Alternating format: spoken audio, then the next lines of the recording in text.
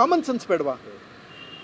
ನಿಮಗೆ ಹೇಳ್ತಾ ಇರೋದು ಇದು ಹೇಳ್ತಾ ಇದ್ದೀನಿ. ಆಮೇಲೆ ಇದರಿಂದ ಯಾರಾದರೂ ಇನ್ವಾಲ್ವ್ ಆಗೋದು ಇದು ನಾನು ಪರ್ಸ್ನಲ್ ಆಗಿ ತೊಗೊಂಡಿದ್ದೀನಿ. ಬೇರೆ ಥರ ಆಗುತ್ತೆ ಹೇಳ್ತಾ ಇದ್ದೀನಿ. ಇದರಿಂದ ಕುಮ್ಮಕ್ಕೆ ಕೊಡೋದು, ಯಾರೋ ಒಬ್ಬ ಡೈರೆಕ್ಟರ್ ಕೂಡ ಇದರಿಂದ PR ಕೆಲಸ ಎಲ್ಲ ಮಾಡ್ಕೊಂಡಿದ್ದು ಇನ್ನೇನೋ ಸಮಸ್ಯೆಗಳು ಮಾಡೋದು ಹೋದರೆ ನಿಮಗೆ ನೀವು ತಿರುಗಿ ಬೀಳುತ್ತೆ ಸರ್. ಇದು ಬೇರೆ ಥರ ಐತೆ, ಮುಚ್ಕೊಂಡು ಇದು ಬಿಡಬೇಕು. ಇನ್ಯಾವನೋ ನಟ ಜೊತೆಲಿ ಓಡಾಡೋದು ನಮ್ಮ ತೊಂದರೆ ಮಾಡಬಾರ್ದು ಸರ್. ಇದು ನನ್ನ ಪರ್ಸ್ನಲ್ ನನ್ನ ಫ್ಯಾಮಿಲಿನೇ ಡ್ಯಾಮೇಜ್ ಆಗಿ ಬಂದೈತೆ. ಬದನೆಕಾಯಿ ತೊಟ್ಟು ನಿಮ್ಮ ನಟನ ಕಟ್ಕೊಂಡು ನನಗೇನಾಗಬೇಕು? ಅವ್ನಿಗೆ ಹೇಳ್ತಾ ಇರೋದು ಮುಚ್ಕೊಂಡು ಕೂತ್ಕೋಬೇಕು. ಇನ್ಯಾವುದೋ ಸಿನಿಮಾ ಇಟ್ಕೊಬಿಟ್ಟಿದ್ದೀನಿ, ಅವ್ರ ಜೊತೆಗೆ ಚೆನ್ನಾಗಿದ್ದೀನಿ ಅಂದ್ಕೊಂಡು ಇನ್ಯಾವ ಥರ ಹೋದರೆ ಮಕ್ಕಳ 3 ಜನ ಕೇಳ್ತಾ ಇದ್ದೀನಿ. ನಿಮ್ದು ಎಷ್ಟಿದೆಯೋ ನವರಂಧ್ರಗಳನ್ನೂ ಮುಚ್ಕೊಂಡು ಸುಮ್ಮನಿರಬೇಕು. ನನ್ನ ಪರ್ಸ್ನಲ್ ಹೋದ್ರೆ ನಮ್ಮ ಫ್ಯಾಮಿಲಿ ಡ್ಯಾಮೇಜ್ ಆಗ್ತಾ ಇದೆ ಮಕ್ಕಳ.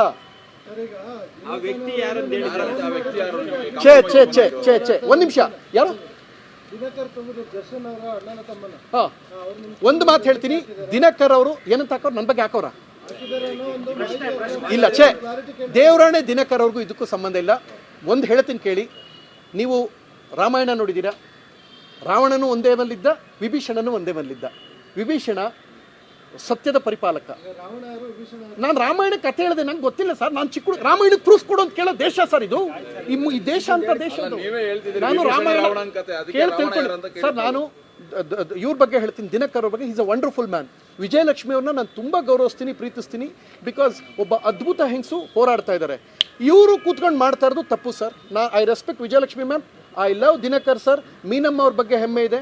ಬಟ್ ಇನ್ಯಾರು ಮಾಡ್ತಾರೋ ಮುಚ್ಕೊಂಡು ನಿಮ್ಮ ಕೆಲಸ ಮಾಡ್ಕೊಂಡು ಹೋಗ್ಬೇಕು ಸರ್. ಇನ್ನೊಂದ್ಸಲ ಅವ್ದಕ್ಕೆ ನಮ್ಮ ಬಾಸ್ತು ಏನೂ ಕಿತ್ಕೊಳ್ಳೋಕ್ಕಾಗಲ್ಲ ಅಂದರೆ ನಿಮ್ಮ ವಿಗ್ಗಿಗೆ ನಾವು ಕೈ ಹಾಕೋಕ್ಕಾಗಲ್ಲ ಸರ್. Thank you sir.